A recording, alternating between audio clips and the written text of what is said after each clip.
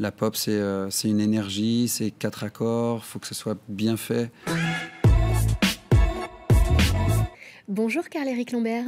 Bonjour. Merci d'avoir accepté l'invitation de Studio 3.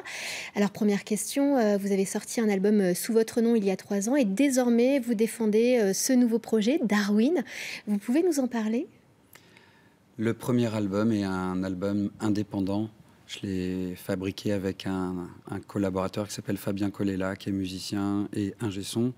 Et on avait décidé ensemble de garder mon nom, puisque j'étais connu à Paris comme guitariste professionnel. Et c'était une volonté.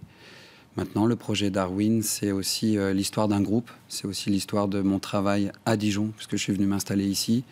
Et puis la volonté du label que je rejoins en Belgique, qui m'a demandé de changer de nom, un nom plus international, moins franco-français. Karl-Éric Lambert ne sonne pas vraiment bien à l'étranger. Et comme je fais de la pop anglaise, c'était pas terrible. On s'est mis d'accord avec Darwin. Oui, alors pop, vous venez de le dire. Hein. Vous y tenez, c'est votre univers, résolument pop. C'est vraiment là où je me sens bien et toutes mes influences. C'est ce que j'écoute principalement. Justement, les influences musicales, quelles sont-elles actuellement et peut-être même avant? Qu'est-ce qui a bercé aussi votre enfance? Alors, dans ma musique, dans les compositions, on est vraiment avec l'Angleterre, principalement avec tous les groupes anglais. On peut citer des groupes comme U2, Coldplay, Stereophonics, The Verve et tout ça. Petit, j'écoutais les Beatles. Je suis vraiment très, très pop. C'est la naissance de la pop et avec les Beatles. Après, j'écoute du jazz et de la musique classique, j'écoute de tout, mais l'univers dans lequel je me sens bien, moi, vocalement, avec mon timbre, reste la pop.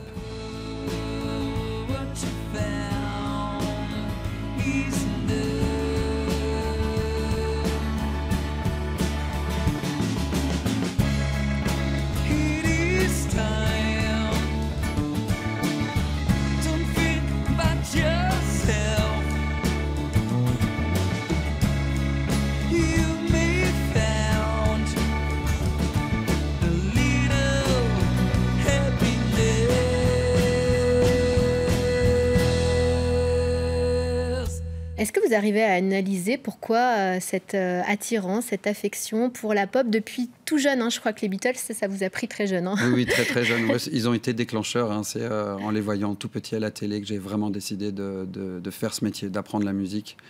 Et puis la composition est venue après, mais la pop, c'est une énergie, c'est 4 accords, il faut que ce soit bien fait.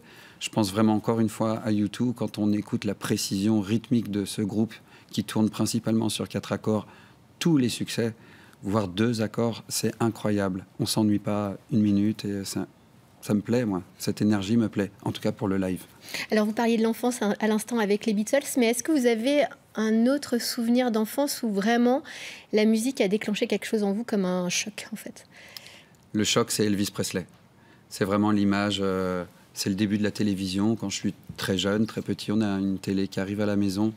On allume la télé, je me souviens de voir cette image d'Elvis Presley, ce performeur, la beauté de Elvis, le chant, l'identité, la force qui passait dans l'image. Ça a été un grand frisson, un très grand frisson. Et je me suis dit, waouh, c'est ça, quoi. Alors, jeune adulte, vous êtes allé bourlinguer un peu partout dans le monde, en Australie et puis aux États-Unis. On parlait d'Elvis à l'instant. Ouais. Toujours en lien avec la musique. Qu'est-ce que vous faisiez là-bas? Alors, l'Australie, c'était d'abord en mission militaire. Hein. J'étais dans la Marine nationale. Après, j'ai commencé à bourlinguer dans tous les pubs là-bas où le rock se joue. J'avais mon instrument avec moi, hein, sur le bateau. Je passais plus de temps sur l'instrument qu'à faire rien, d'ailleurs. Qu'à nettoyer le pont. Non, mais même pas. Non, c'était plutôt... c'était une belle croisière, plutôt dans l'esprit. Et ça m'a laissé du temps, vraiment... parce qu'on est resté longtemps en Australie. Ça m'a laissé du temps pour jouer, faire des rencontres. Après, les États-Unis, c'était pour mes études musicales. Là, j'ai vraiment décidé de pousser, après le conservatoire que j'avais fait en France, de pousser vraiment l'étude musicale, mais internationale. C'est-à-dire, il n'y avait pas encore ces écoles modernes. Les conservatoires n'enseignaient que le classique à l'époque. Aujourd'hui, on travaille les musiques actuelles, le jazz dans la plupart des écoles. Et moi, je n'avais pas accès à ça. Donc, c'était un moyen aussi. Puis, le rêve, quoi. C'est le rêve. J'avais envie d'aller aux États-Unis, quoi. C'était chouette. Le goût du voyage, pardon. C'est ça, oui. Et puis aussi, ces incroyables masterclass, je crois que vous avez rencontré des guitaristes qui vous ont marqué. Oui, oui. Bah, après, ces écoles accueillent vraiment les plus grands noms de la guitare. C'est toujours incroyable de prendre 3-4 heures de cours avec le guitariste de Toto, Steve Lukather, par exemple, ou John McLaughlin, qui nous explique quelques grilles de jazz. Et là, on travaille avec les maîtres du monde. Donc, c'est enrichissant et c'est motivant, surtout. On a envie de travailler tout le temps.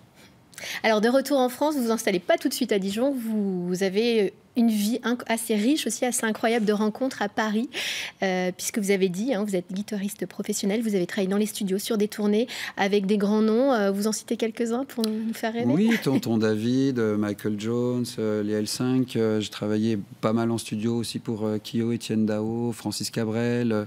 Je collaborais énormément avec ce batteur très connu qui s'appelle Claude Salmieri. C'est grâce aussi à lui que j'ai fait beaucoup de rencontres. Et après, le goût des tournées, j'ai toujours aimé le live. Donc, je partais souvent en tournée aussi pour profiter de tout ça, quoi, du plaisir de jouer live. Qu'est-ce que vous avez retiré de cette expérience sur Paris? L'intensité du travail, le professionnalisme, la métrique, la maîtrise de soi, être créatif, ultra performant, travailler beaucoup. L'écoute, j'ai appris à écouter énormément en studio. Et travailler avec des grands musiciens, parce que quand on joue en studio, tous les musiciens qui viennent enregistrer sont des pointures, donc c'était cadeau, quoi.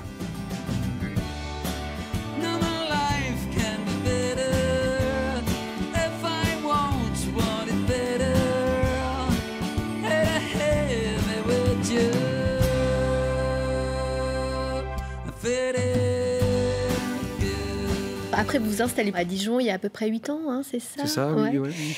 Ouais. Et donc, là, vous avez composé pour vous, cette fois-ci, pour vous, pour Darwin. Et je sais, vous nous avez présenté 2 morceaux sur le plateau. Je sais qu'il y en a d'autres dans votre besace. Est-ce que ça signifie qu'il y a un album en préparation prochainement?